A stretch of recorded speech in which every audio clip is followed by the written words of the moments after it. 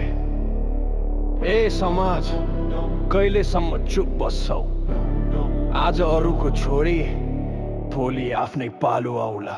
फागुन पिराको त्यो कालु बिहानी, ट्युसन भन्दै हिँडेकी थिइन्, सपना बुन्दै नानी।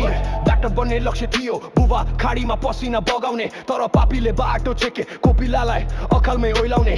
जनजा गणको जङ्गलमा मावताको हत्या भो, महावर्ष कि निशामाथि दानको अत्याचार भो। चुरा फुटे कपाल लुछिए, शरी भरि निलडाम।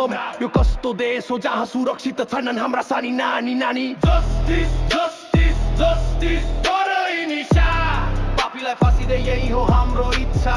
सरकार कतिन्जेल फाइल मात्रै पल्टाउँछौ, निर्दोषको रगत बग्दा तिमी किले बिउजिन्छौ। जस्टिस गरै निशा, हो हो हो, जस्टिस गरै निशा, अब आवाज उठ्छ। जस्टिस गरै निशा, अब आवाज उठ्छ। जस्टिस गरै निशा, अब आवाज उठ्छ। चारजना समातिए नाबालिगको खोल ओढेर, अपराध अपराध हो किन बस्ने मुख मोडेर।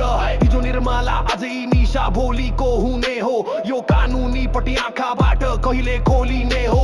सुर्खेतको सट्टा छ, अब कोही चुप बस्दैन, जबसम्म न्याय मिल्दैन यो आक्रोश थामिँदैन। पर्न गएकी छोरीको जब लास घर आउँछ, त्यो आमाको मुटुभित्र कस्तो वज्रपात पर्छ। नारीको समूहमा गाह्रो भाषणमा मात्र होइन, अपराधीलाई जेल हैन गडा सजाय चाहिँ यो